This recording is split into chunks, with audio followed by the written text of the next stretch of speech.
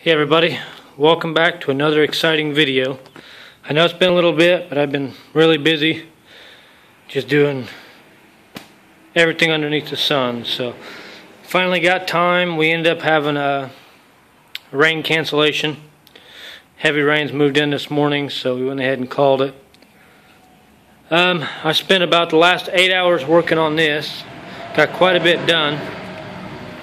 First thing I did, when I was sitting in the seat, my legs are just too long, and I had to do something because I wouldn't be able to reach the pedals. So this was the original mounting spot and went to the side of the seat. What I did is I added a bar to the top of that and set that on there. Got me a few inches back. It was up against this. A couple inches back, a few inches, 3-4 inches, however far that is. And then it's about the same on height. So I'm going to be a little higher up, but my long legs can actually fit on the mower now. Let's see here. We got the brakes done today. Don't mind the garage. Once again, it's trashed. So we got the brake in. I'm going to reinforce this, put a piece of metal here and bring it down, reinforce that. Haven't got to that point yet. Got the master cylinder mounted up. A little hard to see, I don't have my light on this time, but it works pretty good. Locks them right up, won't move. We got the gas tank mounted. Got it in place. We got the hood in place. Got the little tab. Gonna put a little felt or a little piece of plastic washer on there and some clips on all four corners. Pull the hood up.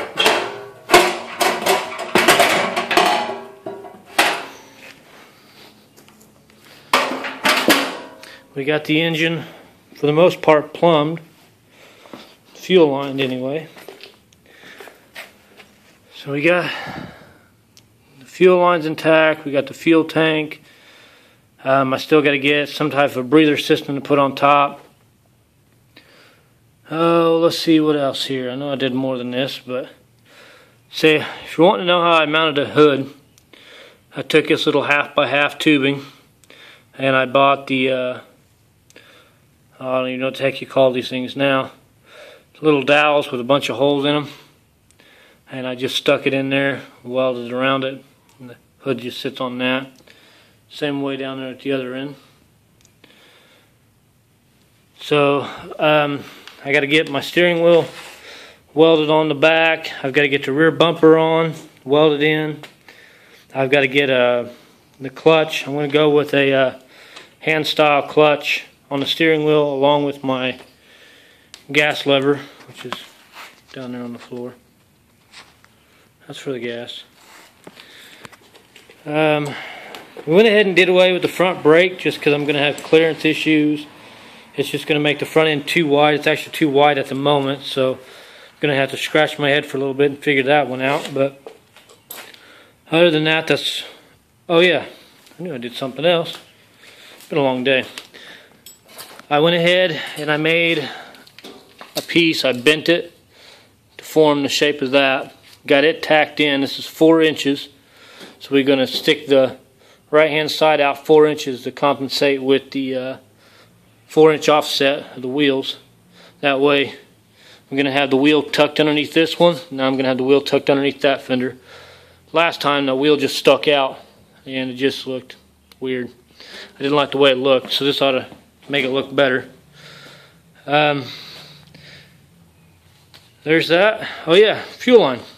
If you guys want to know what type of fuel line I run on both my mowers, I run the Clear Blue Raider. This one's a 1/4 inch. Pretty good stuff. I ran it for 2 years on my other mower. So it's about $5-6 for 5 feet of it. I get it at Rural King. I don't know how much it would cost in your guys' area or where you guys would get it there, but if you have a Rural King, they should have it. There's my other mower. It is currently down. I cannot keep a transmission underneath it. In the past 2 races, I I've rebuilt it, put some new guts and stuff in it.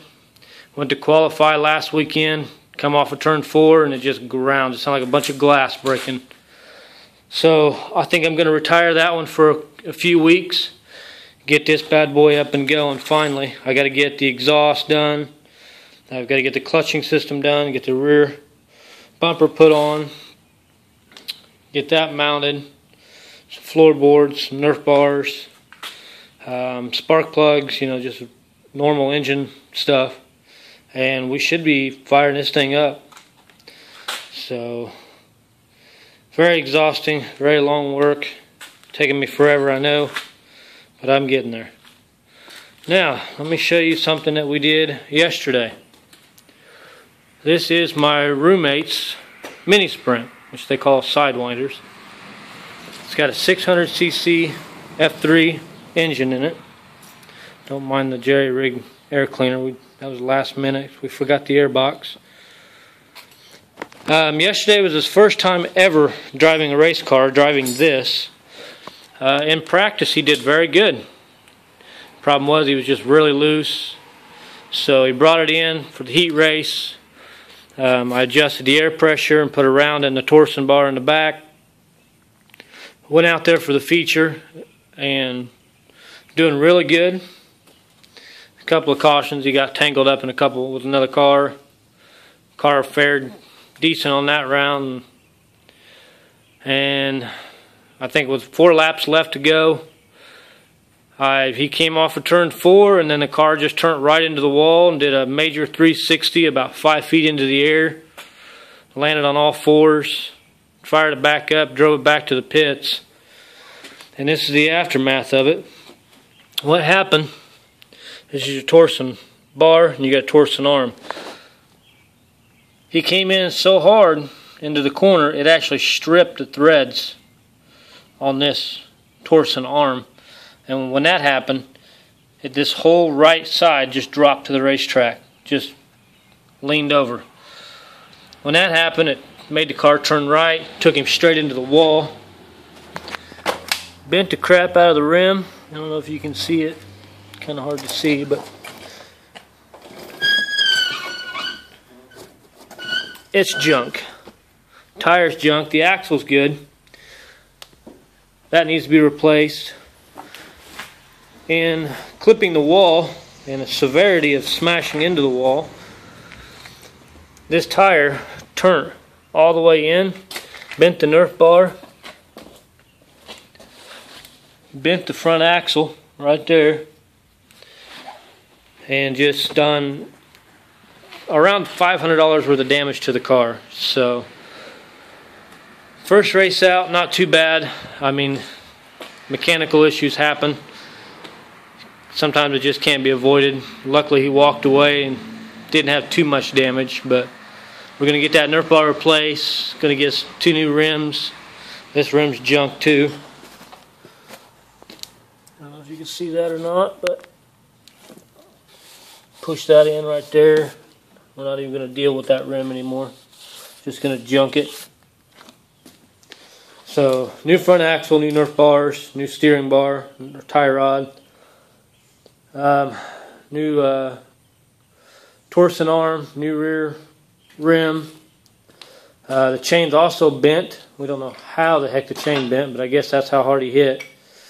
So, all in all, not too bad. I'm glad he walked away from it, so we're going to get her fired back up. Going to go out in a couple of weeks once we get all the damage replaced. So, then we'll go for round 2. So, there's that. That was yesterday's expedition. So, I'm tired. I am tired. It is hot. So, I'm going to wrap this one up. If you guys have any questions or anything, you guys know how to get a hold of me. If not, look on the other videos. Or you can just email hollandgrassracing@gmail.com. So, I will be working on this again tomorrow. So hopefully we can get a little bit further. So if I can get a substantial amount of work done tomorrow, I'll be posting another video. So once again, guys, thanks for watching. Thanks for tolerating my long absence, and I appreciate your your patience. So it's been a long road, and I can see a finish line coming up. So thanks for watching, guys.